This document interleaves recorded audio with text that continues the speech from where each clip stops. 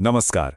आज हम चल रहे हैं उत्तर प्रदेश के एक ऐसे जिले के सफर पर जहां इतिहास, इंडस्ट्री और पॉलिटिक्स तीनों का एक गजब का मेल देखने को मिलता है। जी हां, हम बात कर रहे हैं रायबरेली की। तो चलिए इसके बारे में और जानते हैं। तो आखिर ऐसा क्या खास है उत्तर प्रदेश के इस जिले में?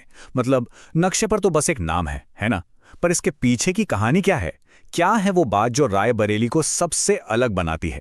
चलिए आज इन्हीं सब सवालों के जवाब खोजते हैं। अच्छा, सबसे पहले ये जान लेते हैं कि ये जगह पड़ती कहाँ है। तो देखिए, रायबरेली जो है वो उत्तर प्रदेश के लखनऊ डिवीजन का एक हिस्सा है। और इसकी पहचान ना बड़ी मल्टी लेयर्ड है, कई परतें हैं इसमें। तो चलिए शुरुआत करते हैं कुछ बेसिक फैक्ट से, एक ओवरव्यू लेते हैं इसका। तो ये उत्तर प्रदेश का जिला है लखनऊ डिवीजन में। और एक इंटरेस्टिंग बात, इसका गठन हुआ था ब्रिटिश काल में, करीब 1858 के आसपास। एरिया भी काफी बड़ा है, लगभग 4609 स्क्वायर किलोमीटर्स। और यहां से गंगा और सई जैसी बड़ी नदियां भी गुजरती हैं। भाषा की बात करें तो यहाँ हिंदी और अवधी खूब बोली जाती है। मतलब इन बेसिक चीजों से ही एक अंदाजा मिल जाता है। ठीक है, अब जरा टाइम में पीछे चलते हैं, देखते हैं कि इतिहास के पन्नों में रायबरेली की क्या कहानी छिपी है। देखिए, रायबरेली का इतिहास कोई नया नहीं है, बहुत गहरा है। पुराने जमाने में गंगा नदी के किनारे डलमऊ नाम का एक शहर हुआ करता था, जिसका जिक्र पौराणिक कथाओं में भी मिलता है। फिर मुगल और अवध का दौर आया। उस टाइम यहाँ कई किले और मस्जिदें बनाई गईं।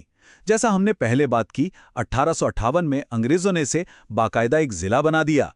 और हाँ, आज़ादी के लड़ाई में भी इस जिले का एक बड़ा रोल रहा है। तो ये तो हुई इतिहास की बात। अब सीधे आते हैं आज के दौर में। आज के ज़माने में रायबरेली की एक और बड़ी पहचान है, और वो है एक ज़रूरी इंडस्ट्रियल हब के तौर पर। ये जगह देश की ट्रेनों को रफ्तार देती है। लालगंज में जो मॉडर्न कोच फैक्ट्री है, वो इंडियन रेलवेज के लिए एकदम लेटेस्ट कोच बनाती है, जो देश की कनेक्टिविटी के लिए बहुत ज़रूरी है। और कहानी यहीं खत्म नहीं होती, ये लाखों घरों को रोशन भी करता है। ऊंचाहार में जो एनटीपीसी का पावर प्लांट है ना, वो देश के लाखों घरों तक बिजली पहुंचाता है। तो आप सोच सकते हैं कि देश के डेवलपमेंट में इस जिले का कितना बड़ा हाथ है। तो मोटे तौर पर देखें तो यहाँ के बड़े इंडस्ट्रियल सेंटर्स हैं, मॉडर्न कोच फैक्ट्री, एनटीपीसी और नेशनल एविएशन ट्रेनिंग इंस्टीट्यूट भी। लेकिन इन सब के बावजूद इसकी जो रीढ़ की हड्डी है, वो आज भी खेती किसानी ही है। गेहूं, धान, सरसों, ये यहाँ की मेन फसलें हैं जो इकोनॉमी को ताकत देती हैं। चलिए अब इंडस्ट्री और हिस्ट्री से थोड़ा हटकर बात करते हैं।